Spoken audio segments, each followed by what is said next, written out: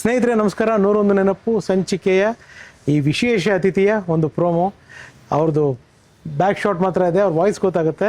ಕೆಲವು ಪ್ರಶ್ನೆಗಳನ್ನ ಕೇಳ್ತೀನಿ, ಯಾರು ಅನ್ನೋದು ಗೆಸ್ ಮಾಡಿ. ಸರಣಿ ನಾಳೆಯಿಂದ ಪ್ರಸಾರ ಆಗುತ್ತೆ, ಅವರ ಸಂದರ್ಶನ ಸರಣಿ. ಸರ್ ನಮಸ್ಕಾರ. ನಮಸ್ಕಾರ ಸರ್, ಕೆಲವು ಈ ಫಾಸ್ಟ್ ಕ್ವಶನ್ಸ್ಗಳನ್ನ ಕೇಳ್ತೀನಿ, ನಿಮ್ಮ ವಾಯ್ಸ್ ಮೂಲಕ ಜನ ಕಂಡುಹಿಡಿತಾರೆ, ಡೆಫಿನೆಟ್ಲಿ ನನಗೆ ಗೊತ್ತು. ಸೊ ಕೆಲವು ರ್ಯಾಪಿಡ್ ಫೈರ್ ಪ್ರಶ್ನೆಗಳು ಕೇಳಲ್ಲ ಸರ್? ಕೇಳಿ ಸರ್, ಮೊದಲನೇದಾಗಿ ಬಾಲ್ಯ ಏನು ಸರ್? ಅದ್ಭುತವಾದ ನಿಮ್ಮ ಜರ್ನಿಯ ಸ್ಟಾರ್ಟಿಂಗ್ ಸ್ಟೇಜ್. ಅದು ಮುಖ್ಯ. ನೀವು ಅಲ್ಲೇನು ಕಲಿತೀರೋ ಅದೆಲ್ಲ ಜೀವನದಲ್ಲಿ ನಿಮಗೆ ಆಫ್ಟರ್ ಇಫೆಕ್ಟ್ ಎಲ್ಲ ಕೊಡ್ತಾ ಹೋಗುತ್ತೆ. ಜೀವನದಲ್ಲಿ ನೀವು ಏನು ಕಲಿತೀರೋ, ಚಿಕ್ಕವರಿದ್ದಾಗ ಏನು ಕಲಿತೀರೋ ಅದ್ರದ್ದು ಒಂಥರ ಸಸಿ ನೆಟ್ಟಂಗೆ ಸರ್, ಮರ ಆಗಿ ಆಮೇಲೆ ಅದ್ರ ಫಲ ಕೊಡ್ತಾ ಹೋಗುತ್ತೆ. ಅಡಿಪಾಯ. ಅದು ಭಾಳ ಮುಖ್ಯ. ಯೌವನ ಸರ್?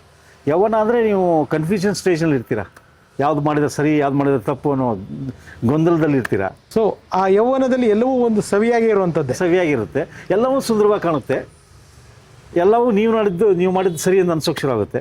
ನೀವೇ ಸರಿ ಅನಿಸುತ್ತೆ, ಉಳಿದವ್ರೆಲ್ಲ ತಪ್ಪು ಅಂತ ಅನಿಸುತ್ತೆ. ಅಪ್ಪ ಅಮ್ಮ? ಜೀವಂತ ದೇವರು. ಕುಟುಂಬ?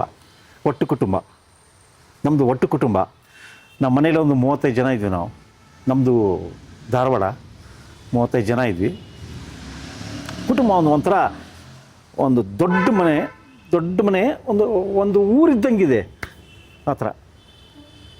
ಪ್ರೀತಿ ಸರ್? ಲವ್? ಪ್ರೀತಿಸಬೇಕು. ಪ್ರೀತಿ ಬೇಕು ಮನುಷ್ಯನಿಗೆ. ನೀವು ಎಲ್ಲರನ್ನು ಪ್ರೀತಿಸಿ. ನೀವು ಹೇಗೆ ಪ್ರೀತಿಸ್ತೀರೋ ಅವರು ನಿಮ್ಮನ್ನು ಪ್ರೀತಿಸ್ತಾರೆ. ಸ್ನೇಹ? Show me your friends, I tell you who you are ಅಂತಾರೆ. ಸೊ ನಿಮ್ಮ ಒಳ್ಳೆಯ ಸ್ನೇಹಿತರನ್ನ ಯಾವಾಗಲೂ ಆಯ್ಕೆ ಮಾಡ್ಕೋಬೇಕು.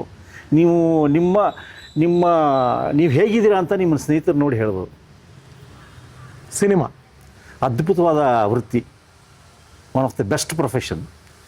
ಕಿರುತೆರೆ? ನಿಮ್ಮ ತವರು ಮನೆ? ನನಗೆ ಅನ್ನ ಕೊಟ್ಟದ್ದು, ನನ್ನ ಅನ್ನ ಕೊಟ್ಟಂಥ ವೃತ್ತಿ ಅದು. ಬಣ್ಣ? ಮೇಕಪ್? ಸಣ್ಣ ಶಾರ್ಟ್ ಟೈಮಿಗೆ ನಿಮ್ಮನ್ನು ಬೇರೆ ಪಾತ್ರ ಮಾಡುತ್ತೆ, ಮತ್ತು ತಿರ್ಗಾ ವಾಪಸ್ ನೀವು ಬರ್ತೀರಾ. ಅಂದರೆ ಬೇರೆ ಪಾತ್ರದಲ್ಲಿ ಹೋಗಿ ಬರ್ತೀರಾ ನೀವು. ಅದು ಎಲ್ರಿಗೂ ಸಿಗಲ್ಲ, ಕಲಾವಿದನಿಗೆ ಮಾತ್ರ ಸಿಗುತ್ತವು. ಪುಣ್ಯ ಪಾಪ ಪುಣ್ಯ ನೀವು ಏನೇ ಮಾಡಿ ಅದೆಲ್ಲ ಇಲ್ಲೇ ಸಿಗುತ್ತೆ, ಅದರದ್ದು ರಿಸಲ್ಟ್ ಇಲ್ಲೇ ಸಿಗುತ್ತೆ. ಜನಗಳು? ಅಭಿಮಾನಿಗಳು? ಅಭಿಮಾನಿ ದೇವರುಗಳು. ಅವ್ರಿಗೆ ಯಾವ ಫಿಲ್ಟ್ರ್ ಇಲ್ಲ ಸರ್, ಯಾವ ಮೇಕಪ್ಪು ಇಲ್ಲ ಸರ್. ನೀವು ಹೇಗಿದ್ದೀರಾ ನಿಮ್ಮಂತೂ ಹೇಳ್ಬಿಡ್ತಾರೆ ಅವರು, ನಿಮ್ಮ ಕಣ್ಣು ಮುಂದೆನೇ ಹೇಳ್ಬಿಡ್ತಾರೆ.